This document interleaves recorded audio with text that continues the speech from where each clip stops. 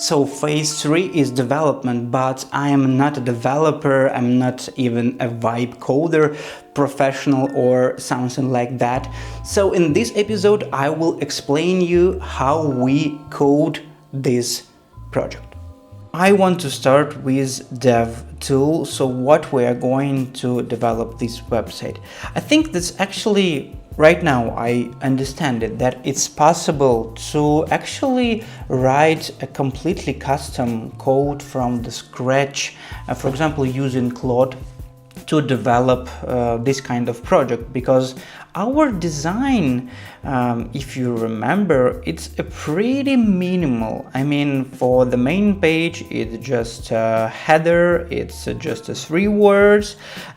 This part is actually our embed code, and 5 more words and 3 lines. That's all, and we need to make them work properly, like using exactly this grid, using exactly this placement, exactly these styles, and all of this thing. And our about page is also not so complicated. It's like maybe 2 times bigger than our main page, but I think it's not something too crazy. So that's why what was our main thoughts about that, how we choose actually tool for development. So we want to make sure that it will work properly in terms of injection of our embed code, that because elements of our embed code is fixed by the screen, by the bottom of the screen, by the corners, and we want to make sure that it will work the same way on different desktop sizes, and we will not break this placement. It was the first thing that is important. The second thing is about the possibility to write custom code, because we want to make it beautiful. We want to use some GSAP animation to make this beautiful appearing things, to make it like a real beautiful nice website. So that's why we decided to go with Webflow, with this possibility to write a lot of custom code here. Important disclaimer, I mean, when I will show you a Webflow, but everything that you will see probably is a bit wrong in terms of development, and probably professional developers or Webflow developers will not like it for sure. But this website is so small, right? I mean, it's just a couple of sections, and I think it's not a big deal the way how we will place it and how we will group it. The main thing here that it works properly, it works fast. It works for different type of screens. Right, and then transition to our blocker.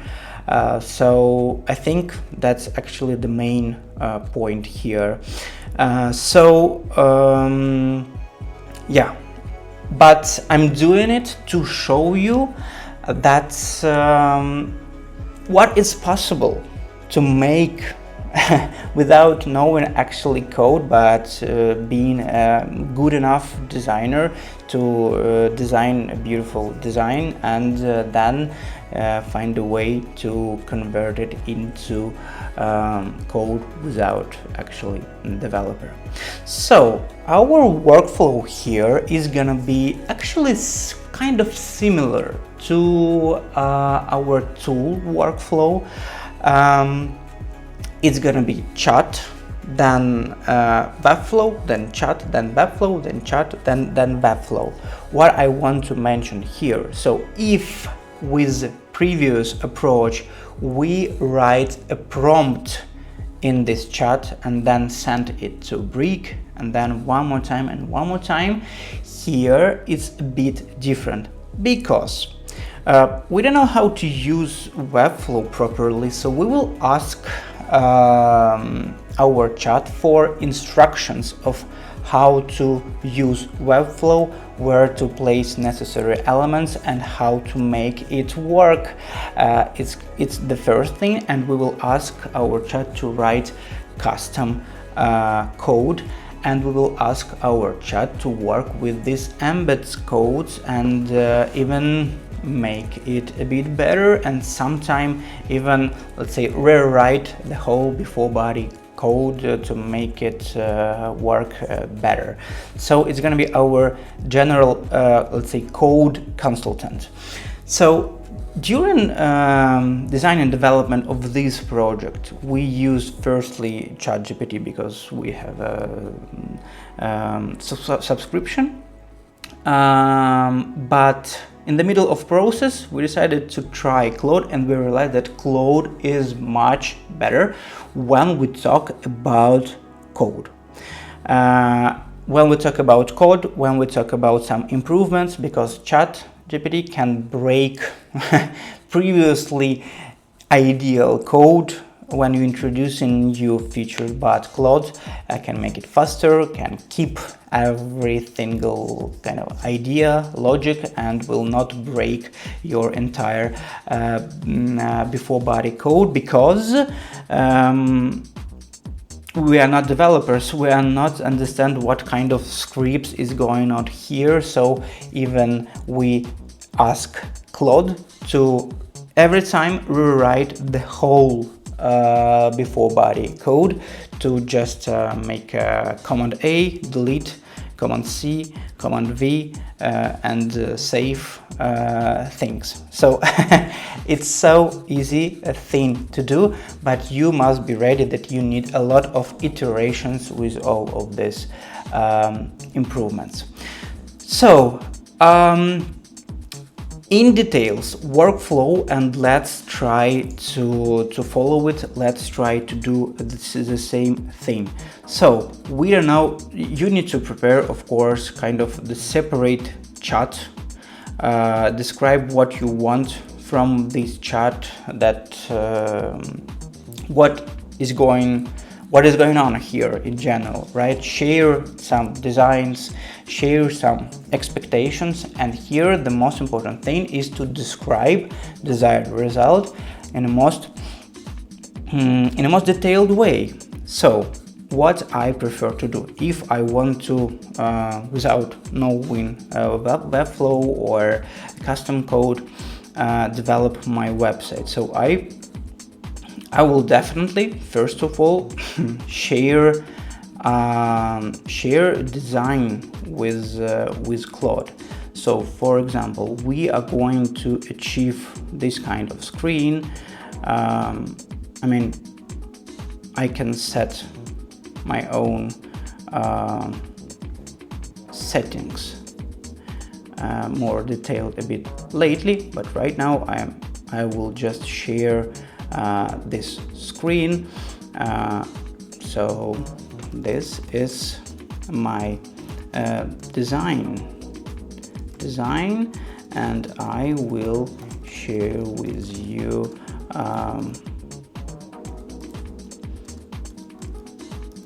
Webflow structure in the next message.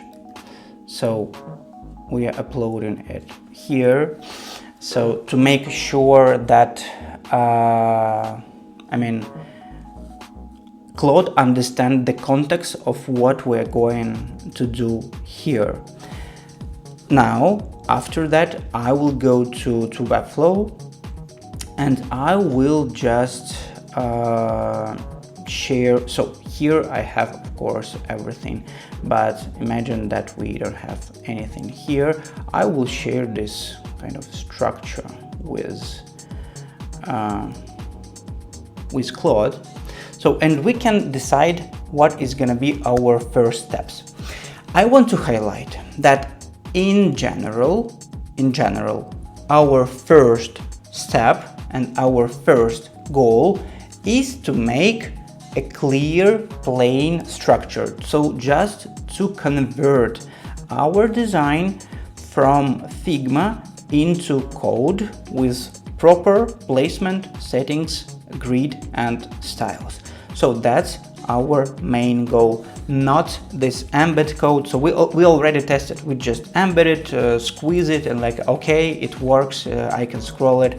So we already realized it. Right now we just need to make this clear structure of this page with just a placeholders for content, without any animation, without any transitions. So we just need to convert Figma to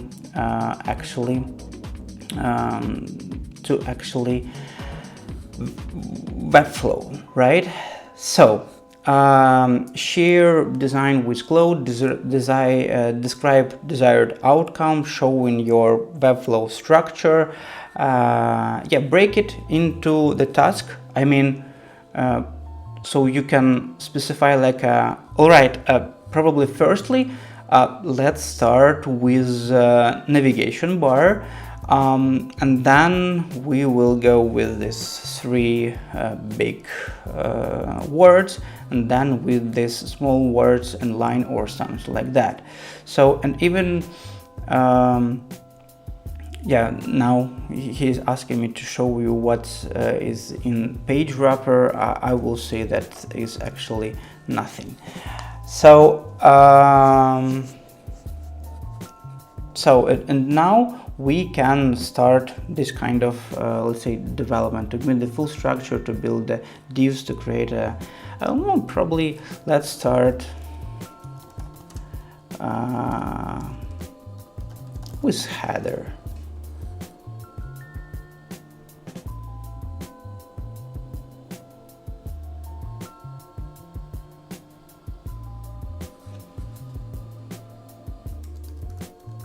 So right now we are confirming that it's empty, but actually it's not empty. So yeah, and here is like the settings that we need to set here to make it happen, right?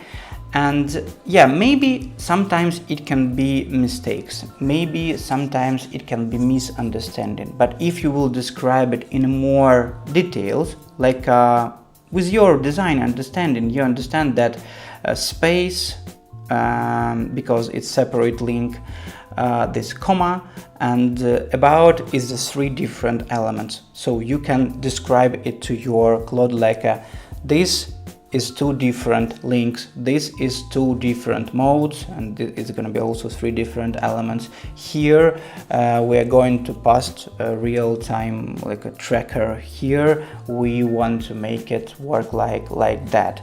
So of course it's better to describe it in more details of what you want here, and then you can just follow this instruction. And if it's not clear, you can even say like, okay, I'm a complete noob, let's go step by step. You say me what to do, I will confirm it to do that I made, I will share with you results. So you can even play this game with your chat. And it's something actually that we made, then we slightly realized how it works in general Webflow thing, and then it's faster and faster. So our main goal is just to place all these elements and place a placeholder for code embed theme. The same story with about a page. So you just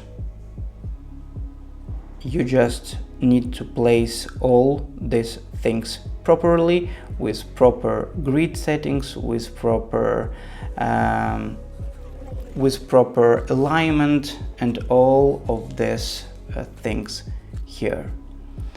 So after that, when you made it, so right now I just want to turn on preloader and transition thing, but yeah, you just follow this structure step by step, building your header, then these three words, then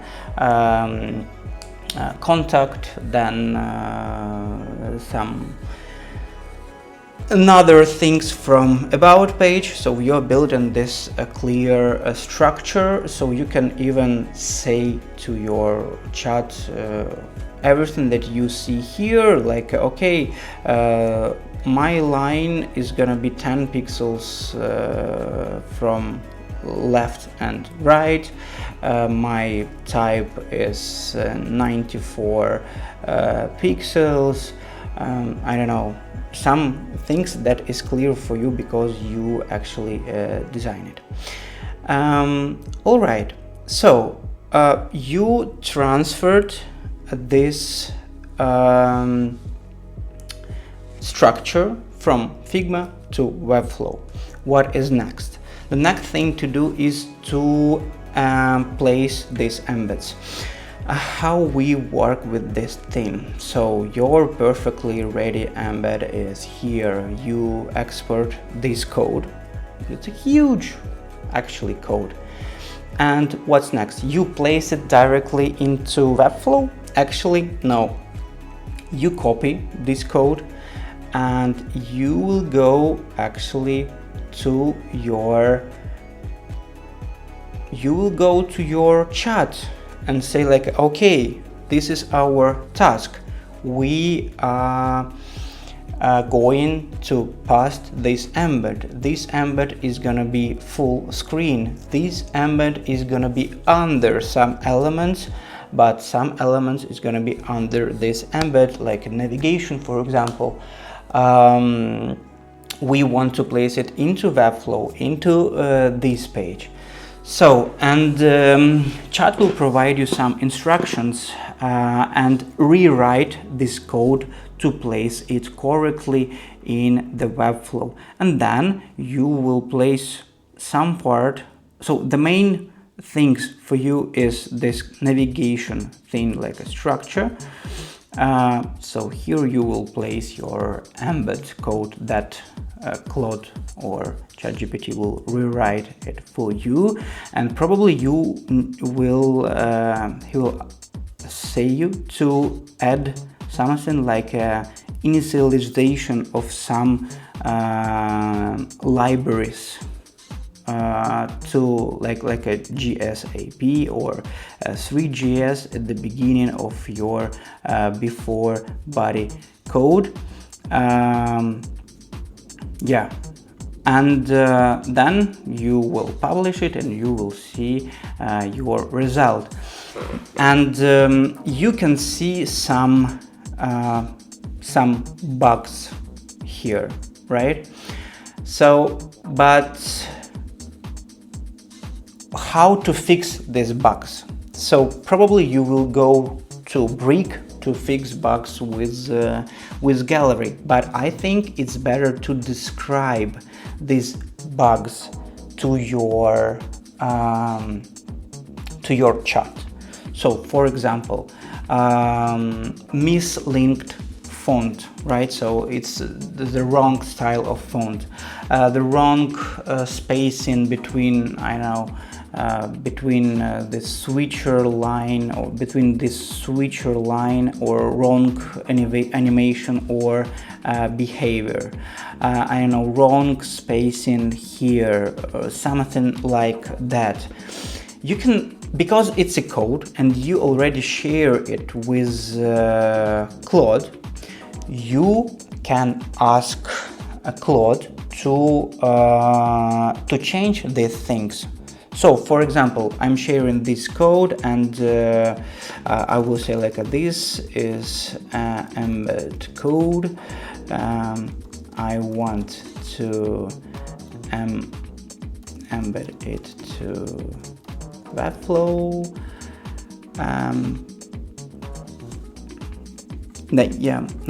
In Webflow, so that's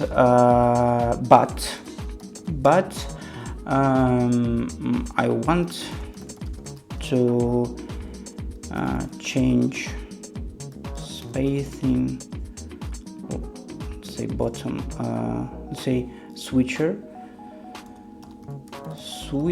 line spacing to -2 pixels. closer to typography. All right. Yeah, so, and I'm sending it to my chat, and that's just a few seconds to understand where is this switcher underline thing and how we can fix it. And I click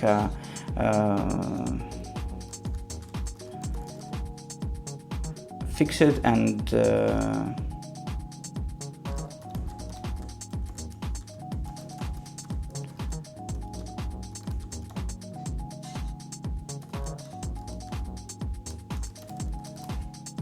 yeah, so fix it and share code to embed. So that's general approach how it works. It can take hours, minutes of work discussing, improving some things, but in general it's quite possible to achieve the perfect result, because understanding of this not so, let's say, hard code for Claude is like a pretty easy thing to do. So you can fix these bugs this way. So then I just want to share with you some examples of what we made with understanding of this code export thing. So for example, here on our About Us page, you see this embed code. This actually the similar code to that one that we have in our Brik right here, right? So I scroll it, it moves faster. I scroll it vice versa. That's how it works, right? But if you will embed this code as usual, you will see this effect only when you scroll it in this embed area, but with understanding that somewhere here is scroll trigger. So probably in code I can ask my chat tool to find this tool and to connect scroll trigger to the whole page. So, and right here we just simply with one click connect this interaction to the whole scroll trigger. That's nice, right? What else we have here? We have a pride mode. Pride mode, it's as you can see, dynamic animation gradient of all pride colors, which we also developed directly in Claude with all of the examples, and then simply export it here. We add this interaction here. But what is interesting and what I talking about that when we are talking about actually embed code, because you remember this small detail in our beautiful gallery. You remember this black and white switcher. So we know the nature of it, that originally these images is colored like we uploaded here, but then we apply these two effects to achieve this one. All right, so with this understanding, we ask to connect our switcher not only to change the background and turn on this background animation, not only to save this state between two pages, and if I will go to the main page, it's still gonna be pride mode with similar animation, but also change this filter. So in white mode, you see this whitewash thing, you see this black and white photos, but if you will go to the pride mode, you see fully colored pictures.